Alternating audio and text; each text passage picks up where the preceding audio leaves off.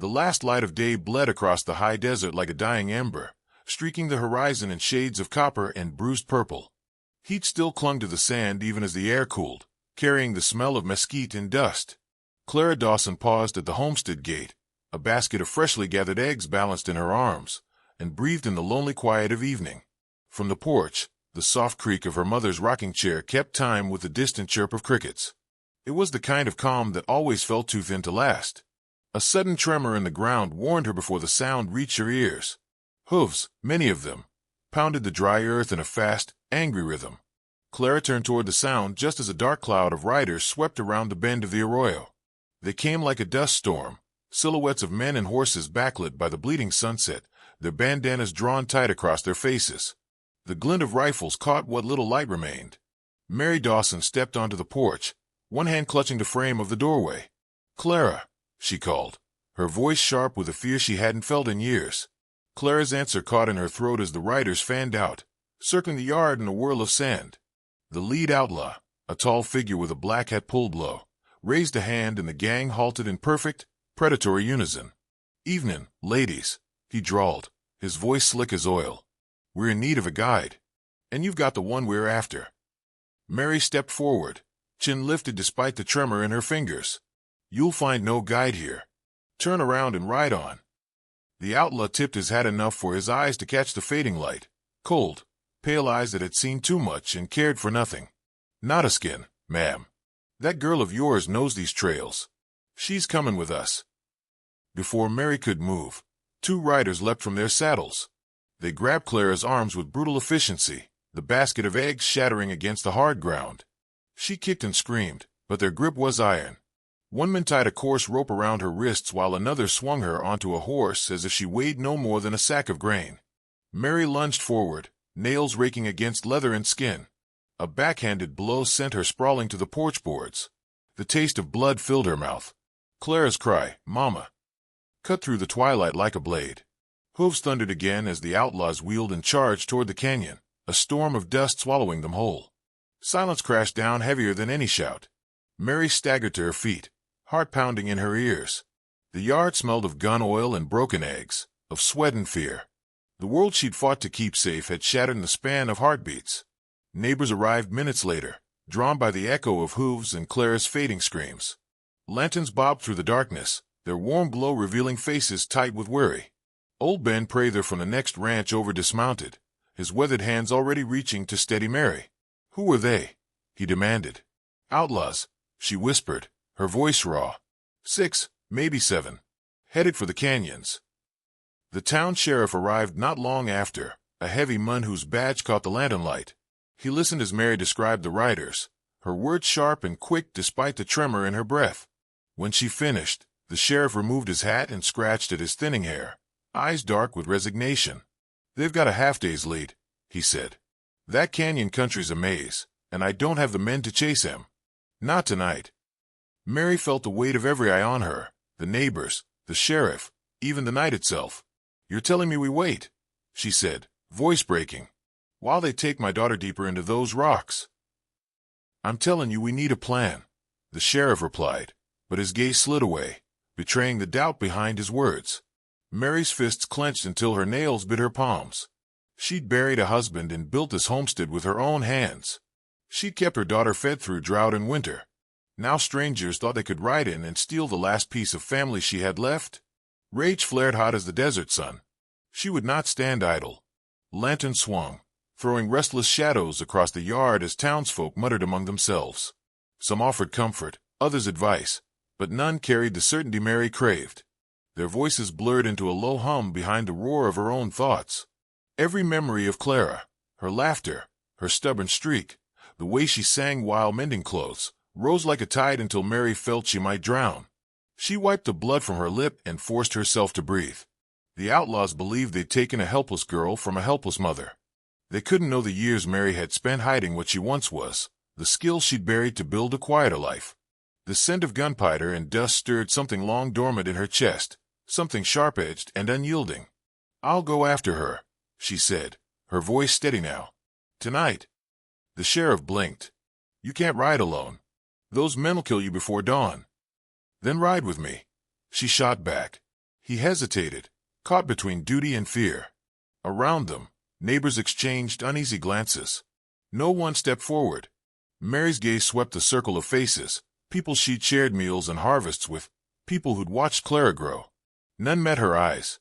A bitter wind whipped through the yard, carrying the faint echo of hoofbeats already miles away. She turned toward the dark line of hills where the gang had vanished. The desert stretched beyond, a black sea under a bleeding sky. Somewhere out there her daughter rode, terrified and alone. Somewhere out there the men who had taken her believed they held all the power. Mary tightened her shawl around her shoulders, feeling the weight of the revolver hidden in the drawer by the door. She had not touched it in years, but its memory fit her hand as if it had never left. The night smelled of sage and distant rain. The hunt had already begun, and with it a truth she could no longer deny. The outlaws had stolen Clara, but they had awakened something far more dangerous than they could ever imagine. Wind rolled over the mesas like a living thing, carrying the scent of sage and a whisper of distant thunder. By the time dawn bled into pale gold, the news of Clara Dawson's abduction had outrun the hoofbeats of the outlaws who carried her. Stories moved faster than bullets on the frontier, and this one rode the morning breeze into every canyon and saloon from Red Butte to the far edge of the Llano. Men spat tobacco and muttered oaths. Women clutched their children a little tighter. And somewhere in the wild silence, 3 figures heard the call as if it were meant for them alone. The first was Caleb Vane, a man who had spent half his life hunting other men. Once a celebrated bounty hunter, he wore his reputation like a scar, visible, unshakable, and half a curse. His hair had gone silver at the temples, and his coat bore the dust of 100 miles, but his eyes were the same hard steel that had stared down killers and deserters alike. When the word reached the back corner of the Silver Spur Saloon, Caleb set his glass aside without finishing it. The barkeep opened his mouth to ask where he was headed, then thought better of it when Caleb's hand brushed the worn grip of the Colt on his hip. Far to the north, where the desert melted into cottonwood groves, so he listened to the wind with his ear to the earth. He was old enough that the young men in his Comanche village teased him for chasing ghosts instead of sleep, but his senses remained sharp as an eagle's. The story reached him as a fragment, a rider's hurried shout across a riverbank, but it was enough. He rose without a word, gathering his worn saddle and the medicine pouch his mother had tied for him decades ago. The spirits were restless, and so he knew when they called him to a trail, it was not his place to refuse. The third answered in near silence. At the edge of a sun-bleached cliff, Willa Kane cleaned her long rifle beneath the shadow of a twisted juniper. Her hair, black as a storm cloud, tumbled over her shoulder as she checked the sights with meticulous care. Folks in the mining town spoke of a woman who could hit a hawk on the wing at 500 yards, but they never agreed on what she looked like. Some said tall and gaunt, others swore she was barely more than a slip of a girl. All remembered the eyes, gray and cold as a coming squall. When a breathless messenger rode up the rocky path, stammering about a kidnapped child and an outlaw gang cutting west, Willa simply stood, slung the rifle across her back, and mounted her mare. The messenger watched her vanish into the shimmering heat, the echo of hoofbeats swallowed by the canyon wind. By midday the 3 strangers converged on Red Butte, drawn by instinct more than invitation. The town bustled in a nervous hush, every face marked by worry. Caleb arrived first, his horse streaked with foam. He dismounted before the sheriff's office and scanned the gathered crowd with the practiced eyes of a man counting potential threats. So he came next, moving like a shadow through the milling onlookers. His presence drew whispers, some respectful, some fearful, but none dared block his path. Willa brought up the rear, her rifle gleaming against the sun. No one greeted her, but every gaze followed. Mary Dawson stood on the boardwalk, her face drawn tight from a night without sleep. When the 3 approached, the crowd seemed a part of its own accord. Caleb tipped his hat, the faintest ghost of a smile touching his weathered face. "You're the mother," he said, not a question but a statement of fact. "I am," Mary replied, her voice steadier than she felt. So he studied her with eyes like polished amber. "The trail waits," he murmured, as if speaking to the earth itself. Willa said nothing. She simply met Mary's gaze, and in that silent exchange Mary felt a current of resolve stronger than any words. The sheriff stepped forward, uncertainty etched deep into the lines around his mouth. "You 3 think you can track him better than a posse." Caleb's smile vanished. "A posse makes noise," he said. "We don't." Willa checked the sky, noting the thin veil of clouds rolling in from the west. "If we ride now, we catch them before the second moonrise," she said softly, her voice low but carrying. It was the first time she had spoken, and the crowd leaned in as though the wind itself had given counsel.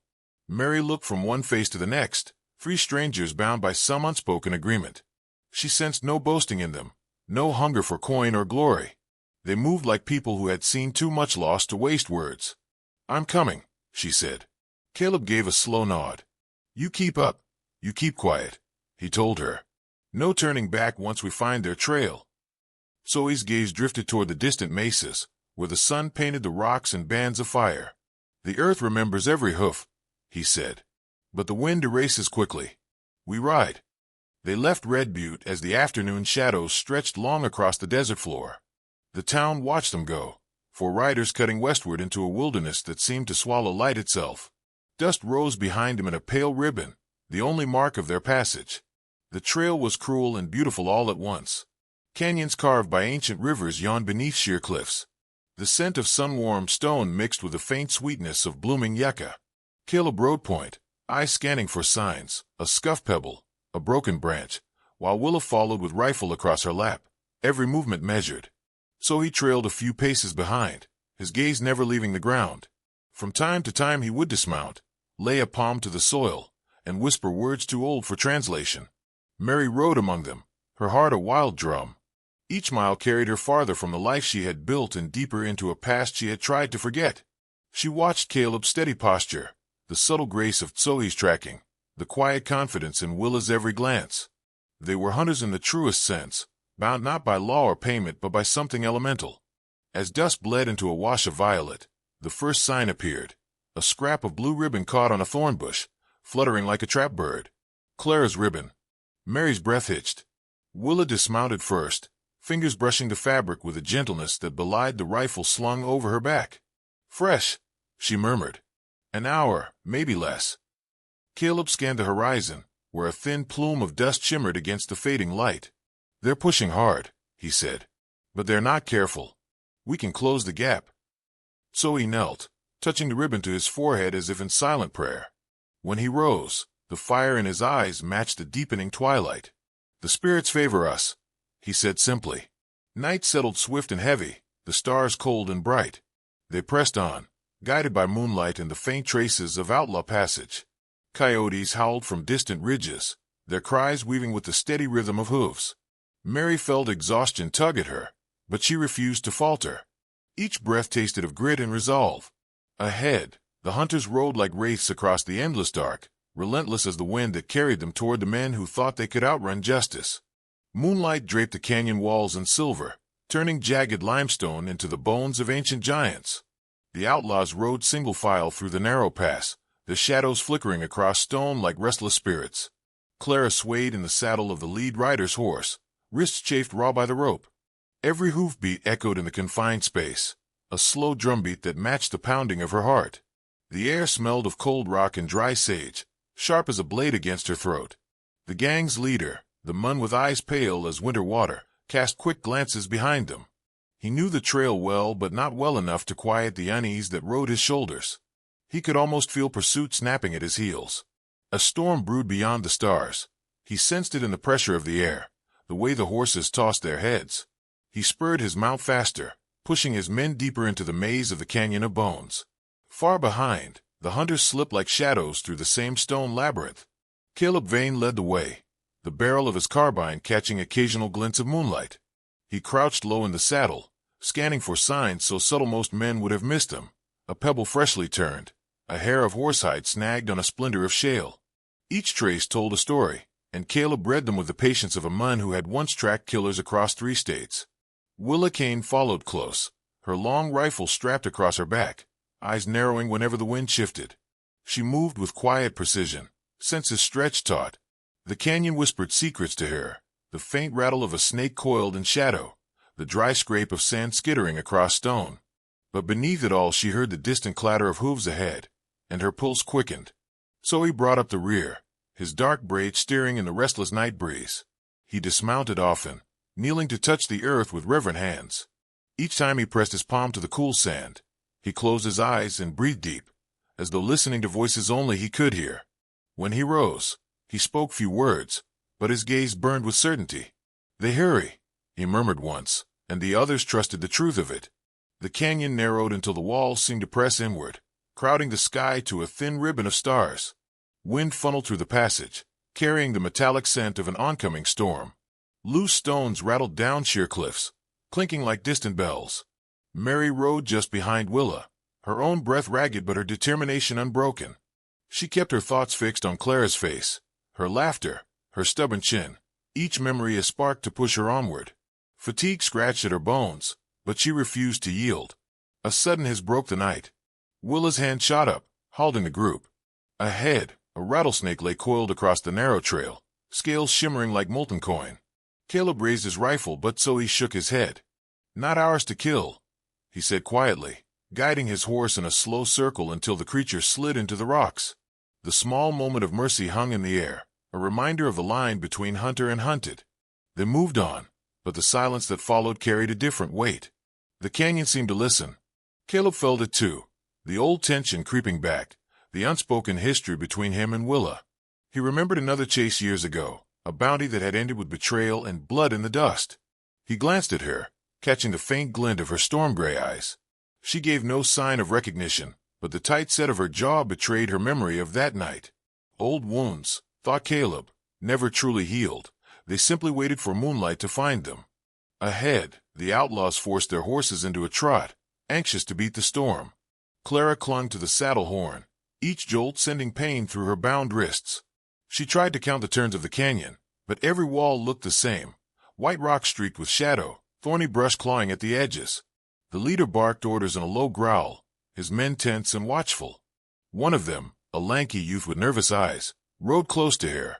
He avoided looking at her face, but when the leader wasn't watching he loosened the rope at her wrists a fraction, whispering, "Hold on, miss. Maybe someone's coming." It was a small mercy, and it made her heart ache all the more. The wind rose, howling through fissures in the stone. Sand lifted in tiny whirlwinds, stinging eyes and scraping throats. Clouds swallowed the moon, plunging the canyon into sudden darkness. Caleb signaled for a halt and swung down, crouching low to study the ground. The trail here was faint, almost erased by shifting grit, but a scrap of fabric fluttered from a thorn bush, a fragment of Clara's blue ribbon, snagged and torn. He tucked it carefully into his coat, a silent promise. "We're gaining," he said, voice low but certain. Willa scanned the cliff tops, every muscle wired. "Storm's coming fast," she warned. "They'll look for high ground or a cave. They don't want to be buried alive." Zoe's eyes narrowed at the dark sky. "The canyon will flood," he said. "Bones remember water." Mary gripped the reins tighter. "Then we find them before it breaks." Lightning split the heavens, a white vein across black stone. Thunder rolled through the labyrinth, echoing like the growl of an ancient beast. The horses danced nervously, ears pinned. Caleb led them onward, urgency sharpening every step. Rain began as a thin mist, then thickened into a cold, driving sheet. Water slicked the canyon floor, turning dust to slick clay. Hooves splashed through rising puddles as the hunters pressed deeper. Mary's shawl clung to her shoulders, heavy with rain, but she welcomed the sting. It kept her awake, focused. Up ahead, the outlaws cursed and fought the storm. The leader urged his men toward a shallow cave carved into the canyon wall.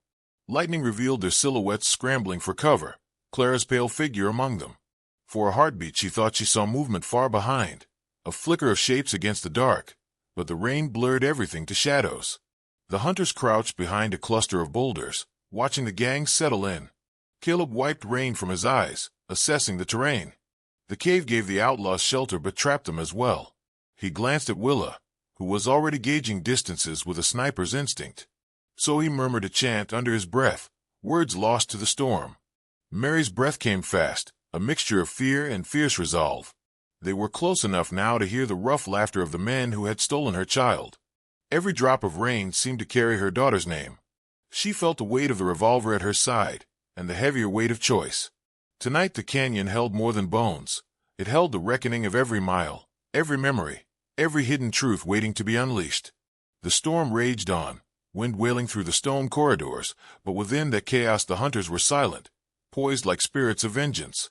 The canyon might swallow sound, might wash away tracks, but it could not drown the steady, relentless heartbeat of those who would not stop until justice was carved into the rock itself.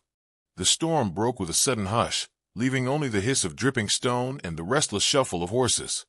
Dawn's first light barely touched the canyon when the outlaws pushed west, weary from a sleepless night. They rode hard, eager to leave the labyrinth behind, until the trail narrowed to a dark gorge that locals called Devil's Crossing. Sheer walls of red rock rose like cathedral pillars, the passage barely wide enough for 2 riders abreast. The leader scanned the jagged heights, unease gnawing his gut. He felt eyes on him though the morning seemed still. High above, Caleb Vane crouched behind a boulder, his breath steady despite the ache in his knees. The rain-washed air carried every sound with cruel clarity, the jingle of bridles, the creak of saddle leather, the occasional nervous cough of a horse. He measured the distance to the gorge's mouth, fingers brushing the worn handle of his Colt. The plan was simple: funnel them in, cut them off, and finish what the storm had started.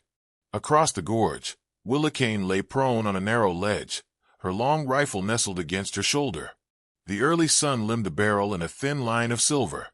She exhaled slowly, eyes narrowing to slits. Each outlaw moved through her sight like a figure in a slow dance, their faces half hidden beneath bandanas. The world narrowed to breath and heartbeat, the old rhythm of hunter and prey. Below, Zoe slipped like smoke through the shadows, his moccasins soundless on wet stone. He moved with the patience of the earth itself, every step measured, every sense alert. In his mind he heard the voices of his ancestors, a low chant that steadied his spirit. He carried no rifle, only a bow strung tight and a knife honed to a moonlit edge. Clara spotted the change first, a flicker of movement where no bird flew, a shift in the air like the intake of a giant breath. She clutched the saddle horn, hope surging against fear. The gang leader barked a warning, but the canyon swallowed his voice. The first shot cracked like thunder. Dust leapt from the rock beside the lead outlaw, and the gorge erupted in chaos. Horses reared, men cursed, bullets sparked off the canyon walls in a storm of fire. Willa's second shot dropped a rider before he could even draw. Her third shattered the rifle of another. Each report echoed through the stone like a hammer striking an anvil. Caleb moved with lethal calm. He stepped from cover, revolver flashing in the dim light. One outlaw lunged at him, but Caleb's draw was a blur of silver. A single shot dropped the man where he stood.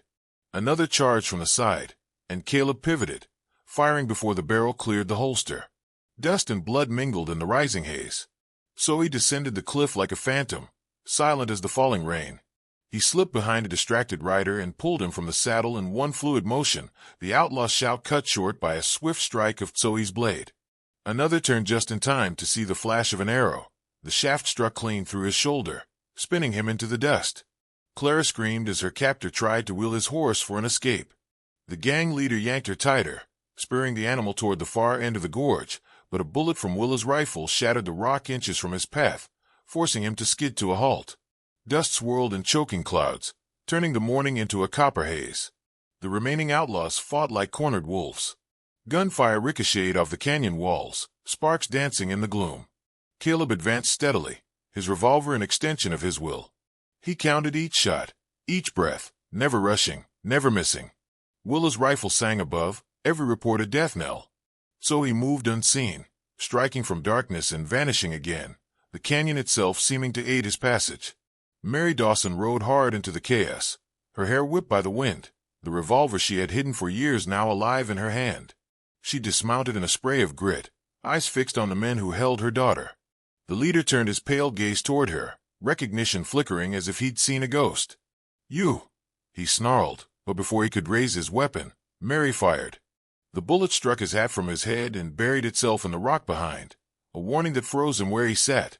"Let her go," Mary said, voice like cold iron. For a heartbeat, only the echo of dripping water answered. Then Willa's rifle cracked once more, shattering the outlaw's pistol where it rested in his grip. He jerked in surprise, and in that instant Clara twisted free, leaping from the saddle into her mother's arms. The leader spurred his horse, desperate to flee, but Caleb was already there. He leveled his Colt, eyes hard as the stone around them. "Don't," he said, a single word that carried the weight of judgment. The men froze, chest heaving, and dropped the reins. Silence settled like a heavy cloak. The dust hung in the air, glowing in shafts of early light. Dead men lay sprawled where they'd fallen, the survivors disarmed and trembling. So he emerged from the shadows, wiping his blade clean. Willa climbed down from her perch, eyes scanning for any final threat before lowering her rifle. Clara clung to her mother, tears streaking her dirt-smudged face. Mary held her tight, heart pounding with a fierce, unrelenting love. The hunters stood around them, a ring of quiet guardians. Caleb holstered his revolver with a slow, deliberate motion. Willa gave a brief nod, the barest flicker of respect. So he raised his gaze to the sky, murmuring a prayer only the wind could hear. The storm that had chased him through the night now broke again in the distance, a low growl of thunder rolling across the horizon. Rain began to fall in gentle sheets, washing blood and dust into the thirsty earth. Devil's Crossing lived up to its name, but the devil this day had met his match. Mary looked at the three strangers, hunter, scout, sharpshooter, each marked by their own scars and silence. "Thank you," she said simply. Caleb offered a faint, weary smile. "Not done yet," he replied. "They'll stand trial." The prisoners were bound, their defiance drained away like water through sand.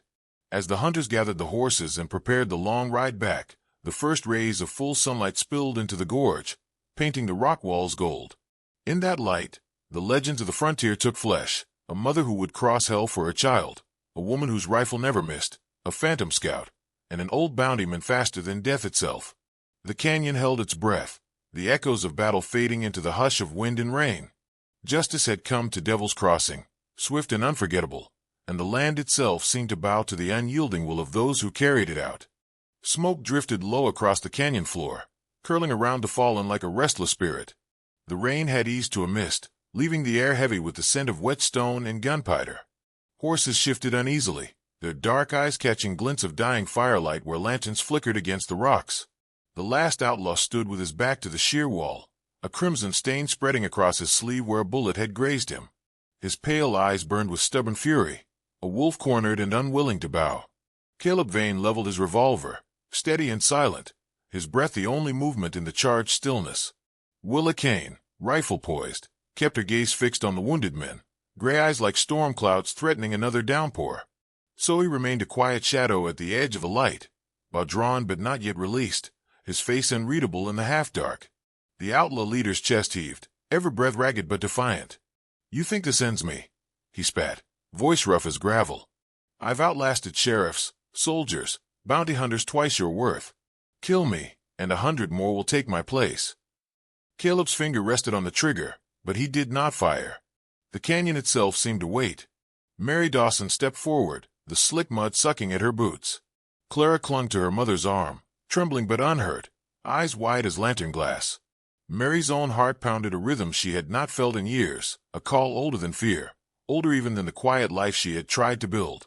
The outlaw's gaze flicked to her, confusion flashing across his blood-streaked face. "Woman," he sneered, forcing a crooked smile.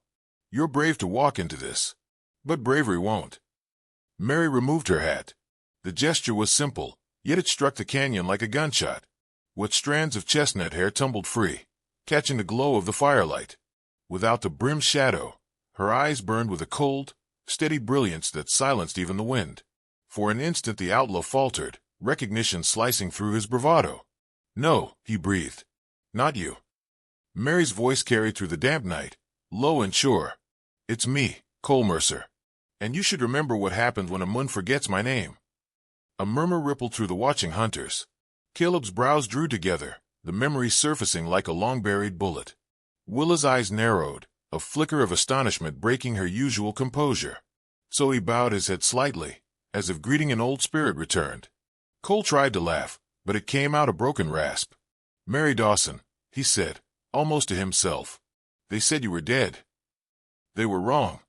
She stepped closer, rain dripping from the brim of her coat, revolver steady in her hand. "I buried the guns after the Pecos job. Thought I could build a life worth keeping. Then you came for my daughter." The outlaw's defiance faltered beneath the weight of her stare. Memories of a younger Mary, deadlier, swifter than any man, flashed in his mind. He had seen her draw faster than lightning, had watched her walk out of saloons where others lay bleeding. He had believed the rumors of her death because it was easier than living with the fear. "You could have stayed hidden," he whispered. "I did," she answered, her voice thick with the ache of years lost. "But some ghosts don't stay buried." The canyon fell silent except for the faint hiss of rain on cooling rock. Clara looked up at her mother, confusion mingling with awe. "Mama, what is he talking about?" Mary's grip on the revolver tightened, But she turned to her daughter, eyes softening. "Before you were born, I was someone else," she said. "A woman who lived by the gun and the chase. I swore you'd never know that world. But tonight it found us anyway." Clara swallowed hard, tears mixing with the drizzle. You were one of them." "I was never like them," Mary said firmly. "I hunted men who deserved it. But I left that life to keep you safe." Her voice trembled, a crack of raw truth. "Everything I am, I gave up for you." Cole shifted against the rock, testing the strength of his wounded arm. Caleb noticed the movement and raised his Colt a fraction higher. "Don't," he warned, the word sharp as flint. Mary took another step forward, her presence commanding as any legend whispered in saloon corners. "This ends tonight, Cole. No more running. No more blood." He sneered again, but the fight had drained from his eyes. "You think you've won. The frontier always breeds more of us." "Then I'll keep hunting," Mary said, each syllable steady as a heartbeat. Lightning flared far to the east, illuminating the canyon in a flash of white. For a heartbeat, Mary's silhouette burned against the rock, a figure carved from resolve and memory, a gunslinger reborn. The outlaw lowered his weapon, shoulders slumping in surrender. The sound of his pistol clattering to the ground echoed like final judgment. Caleb stepped forward to bind the prisoner, but his gaze lingered on Mary with a mixture of respect and quiet understanding. "Pecos, Mary," he said softly, the name tasting of old tales. "I should have known." Willa gave a single, approving nod. "You still shoot true," she remarked, voice almost admiring. Mary holstered her revolver, the motion fluid, practiced, inevitable. The weight of it felt different now, less a burden than a truth reclaimed. She looked down at Clara, who stared back with a dawning realization that her mother was both more and something else entirely than she had ever imagined. "I did what I had to," Mary said, brushing a wet lock of hair from Clara's cheek. "For you." Clara's small hand slipped into hers, trembling but sure. "I'm not afraid," she whispered. "Not of you." The firelight flickered brighter as if to honor the moment. Rain eased to a gentle patter, washing the blood from the stones until the canyon gleamed under the returning moon. Around them, the hunters prepared for the long ride back, their faces solemn but lit with the quiet satisfaction of a battle justly won. Mary replaced her hat, the brim shadowing her eyes once more. She felt the past settle around her like a familiar coat, not as a chain but as armor. The woman she had been and the mother she had become now stood side by side, inseparable. Whatever stories the frontier would tell of this night, they would speak of more than vengeance. They would speak of a mother's love sharper than any bullet, of a legend that refused to die, of a name, Mary Dawson, that would ride the winds of the West long after the firelight faded.